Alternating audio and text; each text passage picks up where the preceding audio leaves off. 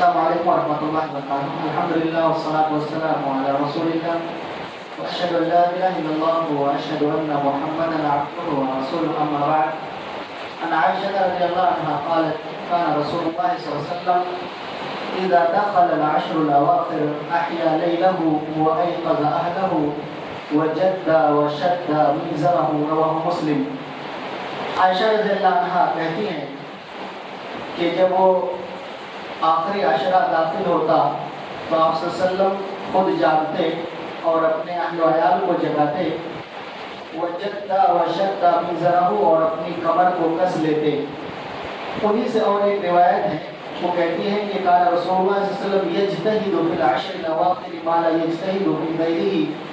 آپ صلی اللہ علیہ وسلم عشر اواخر میں جتنی محنت کرتے اتنی محنت دوسرے ایام میں نہیں کرتے. ان دو حدیثوں کا محصل یہ ہے، خلاصہ یہ ہے کہ رمضان کا جو آخری عشرہ ہے اس عشرے میں نبی صلی اللہ علیہ وسلم عبادتوں کا زیادہ اہتمام کرتے تھے اور آپ کو اپنے اہل و عیال کی زیادہ فکر ہوتی تھی کہ وہ بھی اللہ رب العزت کی عبادت کیا کریں. اور آپ صلی اللہ علیہ وسلم جاگنے کی کوشش کرتے تھے اور جگاتے بھی تھے. یہ بات کسی سے مخفی نہیں ہے، پوشیدہ نہیں ہے کہ کبھی جب انسان کو کوئی نعمت ملتی ہے تو وہ نعمت جب جانے لگتی ہے تو اس کی قدر زیادہ ہو جاتی ہے یا اس کی اہمیت زیادہ بڑھ جاتی ہے. ایسے ہی رمضان المبارک کا بھی مہینہ ہے. جب ہمیں ایک نعمت کی شکل میں یہ مہینہ ملا ہے اور یہ مہینہ ہم سے جدا ہونے والا ہے، آخری عشرے میں ہم لوگ داخل ہونے والے ہیں، تو ہماری یہ ذمہ داری بنتی ہے کہ ہم بھی یہ جو آخری عشرہ ہے، آخری 10 دن ہے، اس کی زیادہ سے زیادہ قدر کریں اور زیادہ سے زیادہ عبادتوں کا، تلاوتوں کا، ذکر و اذکار کا، دعاؤں کا اہتمام کرنے کی کوشش کریں، کیونکہ اللہ کے رسول صلی اللہ علیہ وسلم سے ایسا کرنا ثابت ہے. اسلامک کیلنڈر کے حساب سے یا اسلام میں دیکھا اگر جائے تو 2 عشرے ایسے ہیں جن کو بڑی اہمیت حاصل ہے اور بڑی فضیلت حاصل ہے. ایک رمضان کا آخری عشرہ اور ایک ذی الحجہ کا پہلا عشرہ. ذی الحجہ کا پہلا عشرہ اور رمضان کا آخری عشرہ یہ 2 بڑی فضیلت والے 2 عشرے ہیں. اسی لیے علماء کے درمیان اس چیز میں اختلاف ہے کہ رمضان کا آخری عشرہ زیادہ فضیلت والا ہے یا ذی الحجہ کا پہلا عشرہ زیادہ فضیلت والا ہے، کیونکہ دونوں عشرے ایسے ہیں جس میں بڑی بڑی عبادتوں کا اجتماع ہوتا ہے. بڑی بڑی عبادتوں کا اجتماع ہوتا ہے یا کہہ لیجیے بڑی بڑی عبادتیں کی جاتی ہیں، جس کی وجہ سے ان 2 عشروں کی فضیلت بڑھ جاتی ہے. چنانچہ آپ اگر دیکھیں تو ذی الحجہ کے پہلے عشرے میں حج کے بڑے بڑے اعمال کیے جاتے ہیں، حج کے بڑے بڑے اعمال انجام دیے جاتے ہیں. اسی میں یوم عرفہ ہے، یوم النحر ہے، یوم التربیہ ہے. اس طریقے سے بڑے بڑے اعمال ہیں جس کی وجہ سے اس کی فضیلت زیادہ ہے. رمضان کے آخری عشرے میں اگر آپ دیکھیں تو رمضان کا جو یہ آخری عشرہ ہے یہ نزول قرآن کا عشرہ ہے. اسی عشرے میں اللہ رب العزت نے قرآن مجید کو نازل کیا ہے اور اس عشرے میں لیلۃ القدر ہے. اس عشرے میں لیلۃ القدر ہے اور دونوں کی بڑی فضیلت ہے. جیسا کہ آپ کو سورت یاد ہوگی، انا انزلناہ فی لیلۃ القدر لیلۃ وما ادراک ما لیلۃ القدر لیلۃ القدر خیر من الف شہر. تو رمضان کا یہ جو آخری عشرہ ہے یہ نزول قرآن کا بھی ہے اور اس میں لیلۃ القدر بھی ہے، اور جس میں ایک رات کی عبادت 1000 مہینوں کی عبادت سے بہتر ہے. یعنی 83 سال 80 پر 3 سال 4 مہینے کی عبادت سے بہتر ہے، افضل ہے. تو اس وجہ سے بھی اس کی بڑی فضیلت ہے. اور نبی صلی اللہ علیہ وسلم نے خاص طور پر لیلۃ القدر میں قیام کی ترغیب دی ہے، جیسا کہ بخاری کی روایت ہے، من قام لیلۃ القدر ایمانا واحتسابا غفر له ما تقدم من ذنبه. جس نے لیلۃ القدر میں قیام کیا ایمان کی حالت میں اور نیکی کی امید کرتے ہوئے تو اس کے پچھلے گناہ معاف ہو جائیں گے. تو یہ جو 2 عشرے ہیں 2 عشروں کی بڑی فضیلت ہے. اس لیے شیخ الاسلام ابن تیمیہ رحمہ اللہ نے دونوں عشروں کی فضیلت جو ہے اور جو اختلاف پیدا ہوا ہے، اس اختلاف کے لیے جمع و تدبیر کی شکل یہ نکالی ہے کہ رمضان کی جو آخری 10 راتیں ہیں، رمضان کی جو آخری 10 راتیں ہیں یا آخری عشرے کی جو راتیں ہیں رمضان کی، یہ ذی الحجہ کے پہلے عشرے کے 10 دنوں سے افضل ہیں، 10 دنوں سے افضل ہیں، یعنی دن کے اعتبار سے ذی الحجہ کا پہلا عشرہ زیادہ افضل ہے، اور رات کے اعتبار سے رمضان کا آخری عشرہ جو ہے یہ زیادہ افضل ہے۔ اور اسی تدبیر کو اور اسی چیز کو تقریباً علماء کرام نے قبول کیا ہے اور یہ چیز مشہور ہے۔ ہمیں کیا کرنا چاہیے آخری عشرے میں؟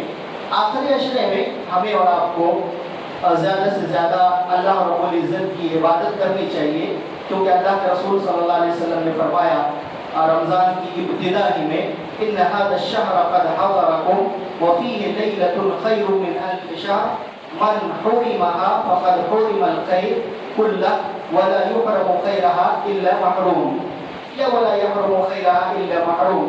آپ صلی اللہ علیہ وسلم نے ابتدا ہی میں کہا تھا کہ رمضان المبارک کا مہینہ حاضر ہو چکا ہے، اس میں ایک ایسی رات ہے جو 1000 مہینے کی عبادت سے بہتر ہے، اور اس رات سے کوئی ایسا ہی شخص محروم ہو سکتا ہے جو بدقسمت ہو، یعنی جو عبادت نہ کرے وہ سمجھے ایک طریقے سے بدقسمت شخص ہے۔ تو ہمیں ان راتوں میں جاگنے کی کوشش کرنی چاہیے اور ان راتوں میں زیادہ سے زیادہ اللہ کی عبادت کرنی چاہیے۔ عبادتوں کی شکل کیا ہو سکتی ہے؟ عبادتوں کی شکل کا مطلب یہ ہے کہ ہم نماز باجماعت کا اہتمام کریں، عشاء کی نماز باجماعت کا، اسی طریقے سے ہم تراویح کی نماز کی پابندی کریں، بہترین انداز میں پڑھنے کی کوشش کریں۔ عام دنوں میں جس انداز سے پڑھتے ہیں لوگ سستی کرتے ہیں، اس طریقے سے ہمارا طریقہ نہیں ہونا چاہیے، بلکہ ہم دلچسپی کے ساتھ ان راتوں میں نماز پڑھنے کی کوشش کریں۔ اسی طریقے سے توبہ و استغفار زیادہ سے زیادہ کیا کریں، کیونکہ اللہ کے رسول صلی اللہ علیہ وسلم کا یہ طریقہ رہا ہے کہ آپ آخری ایام میں یا عبادت کے اواخر میں زیادہ سے زیادہ توبہ اور استغفار کیا کرتے تھے، اور جب بھی کوئی عبادت ختم ہوتی ہے تو شریعت کا یہ مزاج ہے کہ توبہ و استغفار زیادہ کیا جائے، جیسے کہ نماز ختم ہوتے ہی ہم اور آپ اللہ اکبر کہنے کے بعد استغفر اللہ استغفر اللہ استغفر اللہ کہتے ہیں، یعنی جب عبادت ختم ہو یا کوئی نعمت جانے لگے تو وہاں پر ہمیں اور آپ کو زیادہ توبہ و استغفار کا اہتمام کرنا چاہیے۔ اسی طریقے سے سب سے اہم چیز جو ہے وہ قرآن مجید کی تلاوت ہمیں زیادہ سے زیادہ کرنی چاہیے۔ شب قدر میں، لیلۃ القدر میں، راتوں میں زیادہ سے زیادہ ہم قرآن مجید کی تلاوت کریں، کیونکہ ذکر و اذکار میں سمجھ لیجیے بہترین ذکر کیا ہے؟ قرآن مجید کی تلاوت کرنا ہے۔ عام طور پہ لوگ قرآن مجید سے بھاگتے ہیں اور یہ سوچتے ہیں کہ زیادہ سے زیادہ ہم نماز پڑھیں اور زیادہ سے زیادہ دعائیں کریں، وہ سب ٹھیک ہے، نماز پڑھیں، آپ دعائیں کریں، لیکن تلاوت قرآن سے نہ بھاگیں، یا تو خود تلاوت کریں یا تو تلاوت قرآن کو سننے کی کوشش کریں، کیونکہ لیلۃ القدر جو ہے نا اور نزول قرآن جو ہے اس کا ایک رشتہ ہے، مضبوط رشتہ ہے۔ وہ رشتہ کیا ہے کہ اللہ نے اسی عشرے میں قرآن مجید کو نازل کیا ہے، اس کا بڑا مضبوط تعلق ہے۔ اب اس تعلق کو باقی رکھنے کے لیے ہمیں اور آپ کو زیادہ سے زیادہ قرآن مجید کی تلاوت کرنی ہے، اور یہ بات سب جانتے ہیں کہ تلاوت قرآن مجید کی کتنی فضیلت ہے، ایک ایک حرف پہ 10 نیکیاں ملتی ہیں۔ قرآن مجید کی اگر کوئی شخص تلاوت کرے گا تو قرآن مجید قیامت کے دن سفارشی بن کر کے اس کے لیے آئے گا، سفارش کرے گا، اور بھی بڑی فضیلتیں ہیں قرآن مجید کی تلاوت کی، تو اس کا ہمیں اور آپ کو زیادہ سے زیادہ اہتمام کرنا چاہیے، خاص کر کے جو لوگ قرآن دیکھ کر کے نہیں پڑھنا جانتے۔ جتنی صورتیں بھی آپ کو یاد ہیں مان کے چلیے، اتنی صورتوں کو بار بار دہراتے رہیں، کوئی ضروری نہیں ہے کہ آپ قرآن دیکھ کر کے پڑھیں۔ 10-15 صورتیں آپ کو یاد ہیں، ان صورتوں کو آپ بار بار دہرائیں، بار بار پڑھیں، کیونکہ ہر حرف پر جب اتنی نیکیاں ہیں تو آپ ان نیکیوں کو حاصل کرنے کی کوشش کریں۔ ایک مرتبہ اللہ کے رسول صلی اللہ علیہ وسلم نے صحابہ کرام سے مخاطب ہو کر کے کہا تھا، جیسا کہ مسلم کی روایت ہے، اَيَعْجِزُ أَحَدُكُمْ أَن يَقْرَأَ فِي لَيْلَةٍ ثُلُثَ الْقُرْآنِ، کیا تم میں سے کوئی شخص عاجز ہے اس بات سے کہ ایک رات میں ثلث قرآن کو پڑھ لے؟ یعنی ایک تہائی قرآن پڑھ لے، 10-12 قرآن پڑھ لے. قالوا وكيف يقرأ ثلث القرآن، صحابہ نے کہا کیسے ثلث القرآن کو پڑھے گا، یعنی 10-12 پڑھنا یہ آسان کام نہیں، کیسے پڑھے گا. اللہ کے رسول صلی اللہ علیہ وسلم نے کہا قل هو الله احد تعدل ثلث القرآن. قل هو الله احد جو ہے یعنی سورہ اخلاص جو ہے یہ ثلث قرآن کے برابر ہے، ثلث قرآن کے برابر ہے. مطلب یہ ہے کہ ثواب میں ثلث قرآن کے برابر ہے. تو ظاہر سی بات ہے سورہ اخلاص جو ہے کم سے کم اس کو آدمی بار بار پڑھے، تاپ راتوں میں یا عام راتوں میں بھی اس کو پڑھے، تاکہ انسان 10-12 پڑھ کے اگر ثواب نہیں حاصل کر سکتا تو ایک سورت مشکل سے 20-25 سیکنڈ میں پڑھ کر کے ایک انسان 10-12 قرآن پڑھنے کا ثواب حاصل کر سکتا ہے. تو اس طرح سے انسان کو کوشش کرنی چاہیے. اسی طریقے سے شب قدر میں جو دعا ہے اللہم انک عفو تحب العفو، تو اس دعا کا بھی اہتمام انسان کو کرنا چاہیے، اس کو یاد کر لینا چاہیے، بلکہ ہر مسلمان اس کو بار بار اس رات میں پڑھا کرے. اور اسی طریقے سے اس عشرے میں صدقہ فطر ادا کرے. کل ملا کر کے کہنا یہ ہے کہ آپ زیادہ سے زیادہ اہتمام کیا کریں اس عشرے میں، عبادتوں کا، تلاوتوں کا، ذکر و اذکار کا، صدقات و خیرات کا، ان تمام چیزوں کا. اور اس میں ایک اور چیز یہ ہے کہ نبی صلی اللہ علیہ وسلم کا اگر آپ طریقہ دیکھیں، کیونکہ نبی کی زندگی میں ہمارے اور آپ کے لیے اسوہ ہے، تو نبی جو 20 دن تک عبادت کرتے تھے، ظاہر سی بات ہے اس میں آپ صلی اللہ علیہ وسلم کبھی بھی غفلت نہیں برتتے رہے ہوں گے، لیکن ان ایام میں آپ اس سے زیادہ کرنے کی کوشش کرتے تھے، یہاں تک کہ اعتکاف میں آپ صلی اللہ علیہ وسلم بیٹھ جایا کرتے تھے. اعتکاف کا مطلب کیا ہے؟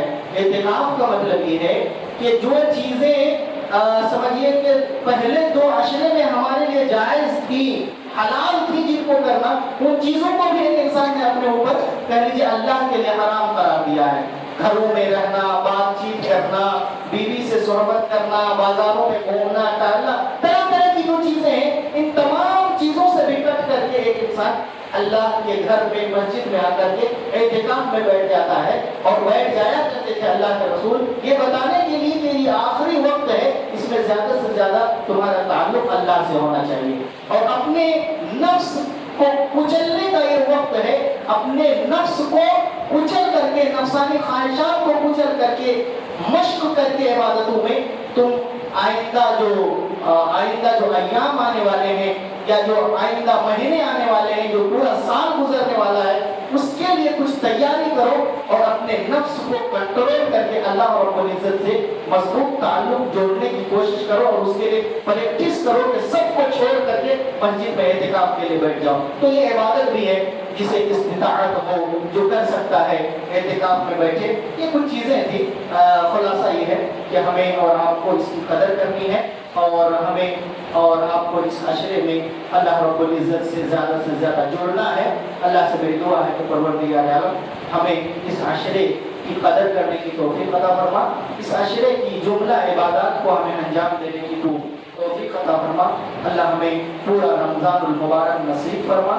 رمضان میں جو کچھ بھی اب تک ہم نے عبادتیں کیا ہے اللہ اسے قبول فرما، اور آگے بھی عبادتوں کو انجام دینے کی توفیق عطا فرما. اقول قولی ھذا واستغفر اللہ لی ولکم ولسائر المسلمین. السلام علیکم.